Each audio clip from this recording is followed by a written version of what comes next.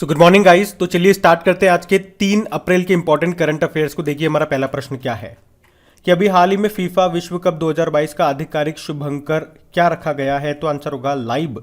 तो FIFA world cup 2022 जो आपको पता है इस साल कतर में होंगे, उसका शुभंकर मैस्कॉट लॉन्च कर दिया गया जो कि है लाइब। लाइब एक अरबी शब्द है जिसका मतलब होता है अति कुशल खिलाड़ी। ये जो टूर्नामेंट है इस साल के लास्ट में होगा नवंबर दिसंबर में। और कल भी आपको याद होगा हमने इसी से रिलेटेड एक प्रश्न पढ़ा था कि अदिदास ने फीफा विश्व कप 2022 के लिए फुटबॉल को लॉन्च कर दिया है और उसका नाम भी रखा है अल रिहला। तो वो भी याद रहेगा आपको। बाकी ईभा फीफा ने आपको याद होगा भारत में 2022 में अक्टूबर के महीने में जो अंडर 17 वुमेन्स वर्ल्ड कप होंगे उसका शुभंकर बनाया था किसको, ईभा को, जो कि एक एशियाई शेरनी है। उसके अलावा 19th एशियन गेम्स होंगे 2022 में, कहाँ पे, हांगजो चाइना में, उसका शुभंकर है द स्मार्ट ट्रिपलेट। और 2022 में ही जो एशियन पैरा गेम्स होंगे हांगझाऊ चाइना में, उसका शुभंकर है फेई फेई। अच्छा वैसे अभी आपको याद होगा पंजाब के मुख्य चुनाव अधिकारी ने चुनावी शुभंकर शेरा को लॉन्च किया था। और नमामि गंगे मिशन का शुभंकर किसे बनाया गया था, चाचा चौधरी को। वैसे टोक्यो ओलंपिक 2020 तो हो चुका है लेकिन उसके शुभंकर क्या थे, मिराई तोबा और सोमाइती। उसी तरह से बीजिंग ओलंपिक 2022 ये इंपॉर्टेंट रहेंगे, इसके शुभंकर बिन ड्वेन ड्वेन और श्वेन रॉन रॉन। बाकी अगर मैं आपसे पूछूं कि इंडियन सुपर लीग 2021-22 का खिताब किसने जीता था, तो आंसर क्या होगा, हैदराबाद फुटबॉल क्लब ने केरला ब्लास्टर्स को हरा करके। अभी senior women's national football championship जो केरल में हुई थी उसको किसने जीता, मणिपुर ने। और 20th AFC women's football Asian cup 2022 जो कि भारत में हुए थे अभी जनवरी में ही, जिसको जीत लिया है चाइना ने साउथ कोरिया को हरा के। और south Asian football federation under 18 महिला चैंपियनशिप खिताब 2022 ये किसने जीता, भारत ने जीता है बांग्लादेश को हरा करके, जो कि अभी झारखंड के जमशेदपुर में हुआ था। अच्छा यहाँ पे फीफा वाले से एक और पॉइंट याद रखना, अभी फीफा वर्ल्ड कप 2022 ये जो कतर में होंगे इसका ऑफिशियल स्पॉन्सर कौन बना था, बाइजूस बना था। बाकी फीफा से 2 पॉइंट और याद रख लो, इसका हेडक्वार्टर ज्यूरिख स्विट्जरलैंड में है और इसके अध्यक्ष है ज्ञानी इन्फिनिटो। बढ़ते आगे। फिर बताइए अभी हाल ही में भारतीय भूवैज्ञानिक सर्वेक्षण यानी कि जियोलॉजिकल सर्वे ऑफ इंडिया के महानिदेशक कौन बन गए, तो आंसर होगा डॉक्टर एस राजू। तो अभी डॉक्टर एस राजू ये जियोलॉजिकल सर्वे ऑफ इंडिया के महानिदेशक बन गए हैं। उन्होंने किनका स्थान लिया, RS गरखल का। और जियोलॉजिकल सर्वे ऑफ इंडिया का हेडक्वार्टर मिलेगा आपको कोलकाता में। अब ये तो बात है जियोलॉजिकल सर्वे ऑफ इंडिया की, लेकिन अगर आपसे पूछा जाए जियोलॉजिकल सर्वे ऑफ इंडिया की अभी पहली महिला निदेशक कौन बनी, तो आंसर होगा धृति बनर्जी। और जियोलॉजिकल सर्वे ऑफ इंडिया का हेडक्वार्टर भी है कोलकाता में। अलका मित्तल की बात करते हैं। बाकी अलका मित्तल ये ONGC की पहली महिला अध्यक्ष बनी थी। और मित्तल से 2 नाम आप याद रख सकते हो, एक तो रवि मित्तल और एक गीता मित्तल। रवि मित्तल अभी insolvency bankruptcy board of India के चेयरमैन बने थे और Geeta Mittal table tennis federation of India के संचालन के लिए प्रशासकों एडमिनिस्ट्रेटर्स की समिति की अध्यक्ष बनी थी। अलका से भी आपको याद आएगा अलका उपाध्याय का नाम, national highways authority of India की ये अध्यक्ष बनी। और उपाध्याय से याद आएगा अनुकृति उपाध्याय का नाम, जो जिन्होंने किंत्सुगी नाम के नॉवेल के लिए सुशीला देवी पुरस्कार 2021 को जीता था। और वॉयलेट बरुआ ये असम पुलिस की पहली महिला महानिरीक्षक इंस्पेक्टर जनरल बनी। अच्छा चलो कमेंट बॉक्स में टाइप करके बताइए अभी गुरुग्राम की पहली महिला पुलिस आयुक्त कौन बनी थी। हम बढ़ते आगे। चलिए बताइए खेलो इंडिया यूनिवर्सिटी गेम्स का दूसरा संस्करण ये कहाँ पर आयोजित होगा, तो आंसर होगा कर्नाटक में। एक्चुअली में अभी हमारे जो युवा मामले और खेल मंत्री हैं, youth affairs and sports minister हैं अनुराग ठाकुर, और कर्नाटक के जो गवर्नर है थावरचंद गहलोत, उन्होंने बंगलुरु के श्री कांतेरवा स्टेडियम में खेलो इंडिया यूनिवर्सिटी गेम्स 2021 के लोगो का, उसकी जर्सी का, उसके शुभंकर का और उसके गान का अनावरण किया, यानी कि उसको लॉन्च किया है। और इसके थीम सॉन्ग को किसने गाया है, कन्नड़ रैपर हैं चंदन शेट्टी, उन्होंने कंपोज किया है। और ये जो खेलो इंडिया यूनिवर्सिटी गेम्स 2021 का दूसरा संस्करण होगा ये 24 अप्रैल को शुरू होगा। एक्चुअली में 2021 क्यों बोल रहा हूँ, ये 2021 में होना था लेकिन कोविड-19 के कारण इसे पोस्टपोन करना पड़ा, जो अब ये 2022 में हो रहा है। और इसका पहला संस्करण 2020 में हुआ था उड़ीसा में। अच्छा ये तो बात हो गई खेलो इंडिया यूनिवर्सिटी गेम्स की। अगर बात करते हैं खेलो इंडिया यूथ गेम्स जो कि 2022 में इसका चौथा संस्करण होगा वो कहाँ पे होगा, पंचकुला हरियाणा में, और पांचवा संस्करण ये भोपाल मध्य प्रदेश में होगा। चलिए बताइए, अभी हाल ही में भारत में कौन सा राज्य सब्जियों का शीर्ष उत्पादककर्ता बन गया है? तो आंसर होगा यूपी। तो उत्तर प्रदेश सब्जियों का शीर्ष उत्पादक राज्य बन गया है। पहले नंबर पे यूपी है, दूसरे नंबर पे है पश्चिम बंगाल और तीसरे नंबर पे मध्य प्रदेश है। अच्छा, आप तो मुझे बताओ, अभी दिसंबर 2021 में हमने पढ़ा था कि अरब देशों का सबसे बड़ा फूड सप्लायर कौन सा देश बन गया?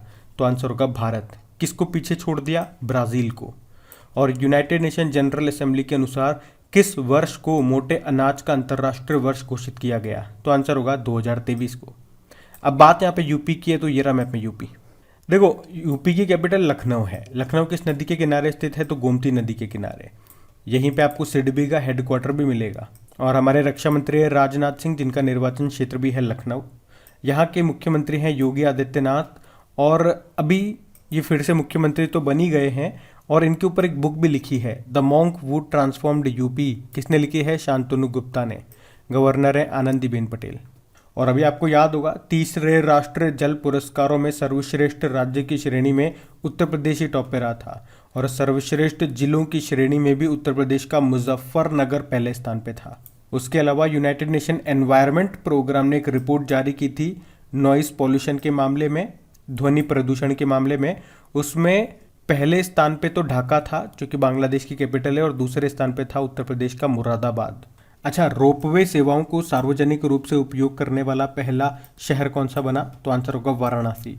अभी ब्रह्मोस विनिर्माण केंद्र कहाँ पे स्थापित किया गया? तो आंसर होगा लखनऊ में। और आईपीएल में 2 नई टीमें हैं, उसमें से एक आपकी लखनऊ टीम ही है, जिसका नाम लखनऊ सुपर जायंट्स हो गया। बताइए इसके कप्तान कौन बने थे? उसके अलावा भारत की पहली पैरा बैडमिंटन अकादमी ये कहाँ पे खोली गई? लखनऊ में ही। उसके अलावा देश की पहली मोबाइल हनी प्रोसेसिंग वैन कहाँ पे लॉन्च की गई? गाजियाबाद में। अच्छा, उत्तर प्रदेश का पहला आयुष विश्वविद्यालय ये कहाँ पे खुलेगा? गोरखपुर में खुलेगा। और उत्तर प्रदेश के मेरठ में राज्य की पहली खेल यूनिवर्सिटी भी बनेगी, जिसका नाम मेजर ध्यानचंद के नाम पर होगा। और मेरठ में ही देश का पहला जानवरों का युद्ध स्मारक भी बनेगा। उसी तरह से उत्तर प्रदेश के झांसी में पहली बार स्ट्रॉबेरी महोत्सव भी मनाया गया था। उत्तर प्रदेश के लखनऊ में गुड़ महोत्सव यानी कि जयगिरी महोत्सव भी मनाया गया था। उत्तर प्रदेश के सिद्धार्थनगर में काला नमक चावल महोत्सव मनाया गया था। और उत्तर प्रदेश के कुशीनगर में केला महोत्सव मनाया गया था। और कुशीनगर में ही भारत की पहली ट्रांसजेंडर यूनिवर्सिटी भी बन रही है। तो ये सारे पॉइंट्स इंपॉर्टेंट है, इनको याद रखना। बढ़ते हैं आगे। बताइए, अभी हाल ही में दुनिया के सबसे बड़े इलेक्ट्रिक क्रूज शिप ने किस देश में अपनी पहली यात्रा की है? तो आंसर होगा चाइना। तो अभी दुनिया के सबसे बड़े इलेक्ट्रिक क्रूज जहाज ने अपनी पहली यात्रा यांगसी नदी के ऊपर करने के बाद चीन के मध्य हुबई प्रांत के यिचांग बंदरगाह पर यह वापस आ गया है। इस क्रूज जहाज में 7500 किलोवाट आवर की विशाल आकार की एक समुद्री बैटरी लगी हुई है, जो इसे चला रही है। जहाज का नाम क्या है? यांग्रजी रिवर 3 गॉर्जेस 1। तो याद रखना, ये 100% इलेक्ट्रिक क्रूज शिप है, जिसे चाइना में बनाया गया। और ये जहाज 16 मीटर तो चौड़ा है, 100 मीटर लंबा है, और इसमें करीब 1300 यात्रियों को ले जाने की क्षमता है। अच्छा, मैंने अभी एक नदी का नाम लिया था, यांगसी नदी। तो याद रखना, ये एशिया की सबसे लंबी रिवर है और वर्ल्ड की तीसरी सबसे लंबी रिवर है। अच्छा, आप तो मुझे बताओ, इलेक्ट्रिक व्हीकल रजिस्ट्रेशन में कौन सा स्टेट टॉप पे रहा था? तो आंसर होगा यूपी।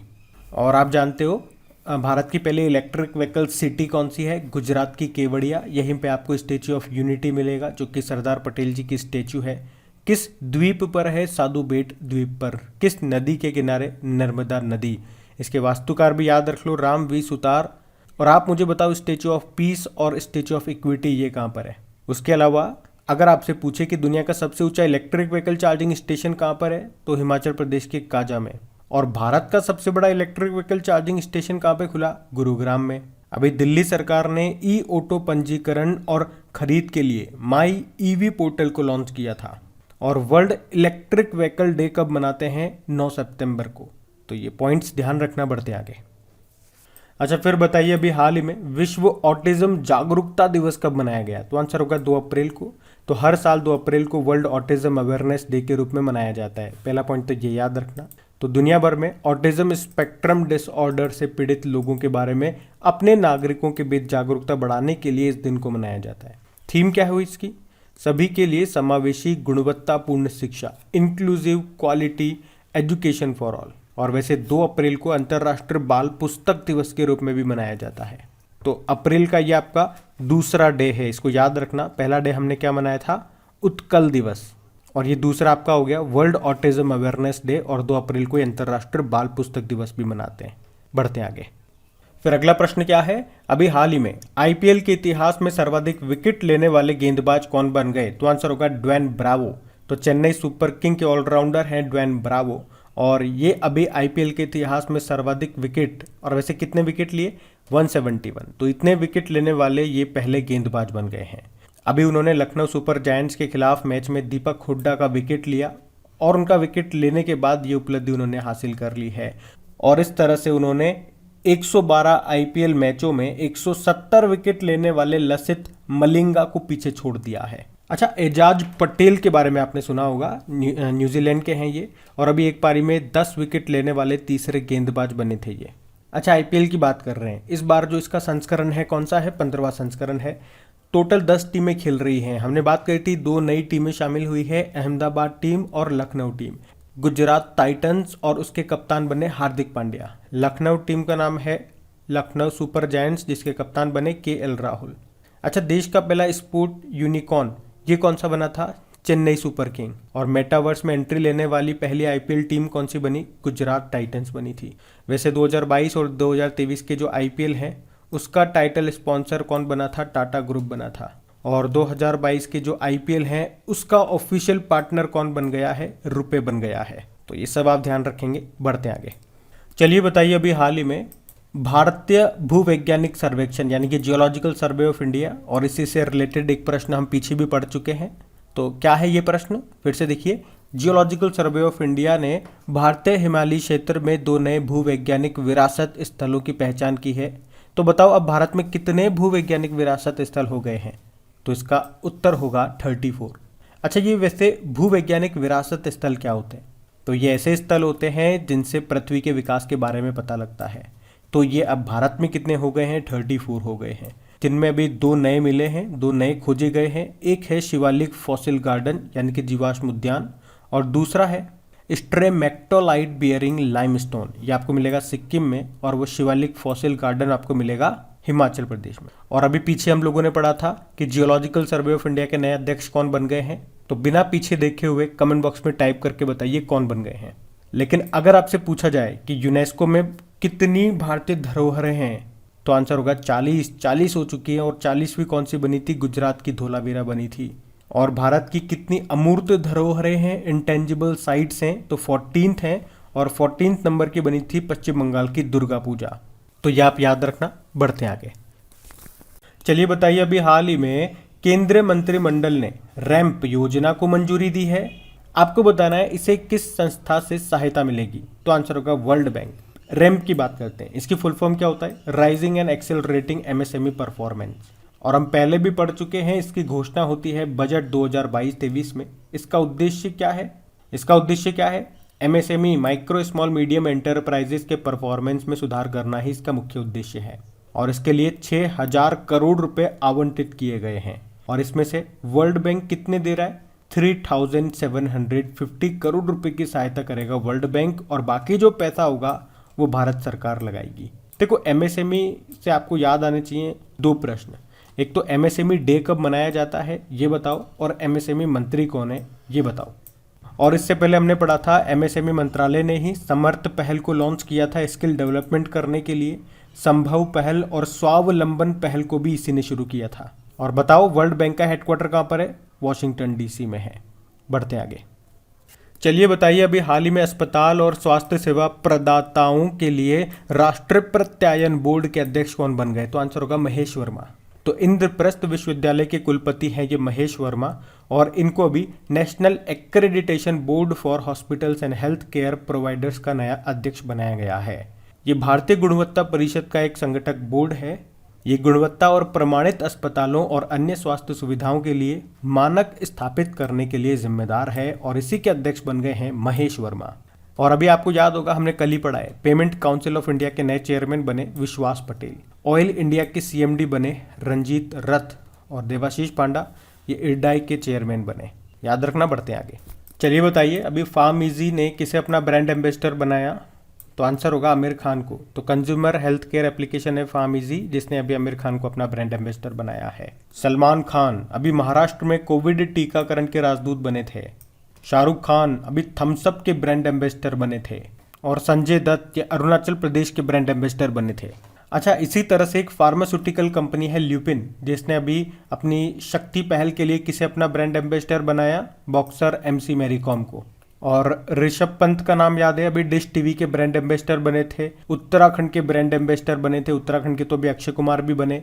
और ESPN क्रिक इन्फो टेस्ट बैटिंग अवार्ड 2021 भी मिला था ऋषभ पंत को। तो ध्यान रखना, बढ़ते आगे। अच्छा बताइए, अभी एयर स्क्वाड्रन 316 को भारतीय नौसेना में शामिल कर लिया गया है। आपको बताना है इसको क्या नाम दिया गया है। तो आंसर होगा कॉन्डोर्स। तो INAS 316 इसका नाम है, इंडियन नेवल एयर स्क्वाड्रन 316। एक तो ये याद रखना। तो प्रश्न क्या कह रहा है, अभी भारतीय नौसेना में एक टुकड़ी को शामिल किया गया, उस टुकड़ी का नाम है इंडियन नेवल एयर स्क्वाड्रन 316। और इसे कहाँ से शामिल किया गया? इसे गोवा से कमीशन किया गया है। और इसका नाम क्या रखा है? कॉन्डोर्स। कॉन्डोर्स क्या है? ये दुनिया के सबसे बड़े पक्षियों में से एक है। अच्छा, अगर मैं आपसे पूछूं राफेल को कौन से स्क्वाड्रन में शामिल किया गया था? Golden squadron 17। और इस राफेल को बनाया फ्रांस की डासोल्ट कंपनी ने। तो अब बात करेंगे कल के वीडियो में पूछे गए प्रश्न के उत्तर की। तो कल के वीडियो में आपसे क्या पूछा था? 2022 में 5वें बिम्स्टेक शिखर सम्मेलन की मेजबानी कौन कर रहा है? तो आंसर होगा श्रीलंका। आप सभी ने प्रश्न का बिल्कुल सही उत्तर दिया है। और गाइज, अगर सेशन अच्छा लगा है तो प्लीज़ लाइक ज़रूर कीजिएगा और अपने दोस्तों के साथ में भी ज़रूर शेयर करना। जो भी आपका स्टडी ग्रुप हो गया व्हाट्सएप पे, फेसबुक पे, तो प्लीज़ एक बार लिंक को शेयर ज़रूर करना। और इन सभी क्वेश्चन की आप अच्छे से प्रैक्टिस कर सको, इसके लिए इनकी क्विज भी बना दी गई है। वहाँ पे जाके इनकी प्रैक्टिस करो। इसकी PDF भी आपको वहाँ पे मिल जाएगी। कहाँ पे? क्रिक एग्जाम एप्लीकेशन पे, जिसका लिंक आपको मिलेगा नीचे डिस्क्रिप्शन में। और टेलीग्राम का लिंक भी आपको नीचे डिस्क्रिप्शन में मिल जाएगा। अब ये रहा आज का आपका होमवर्क प्रश्न।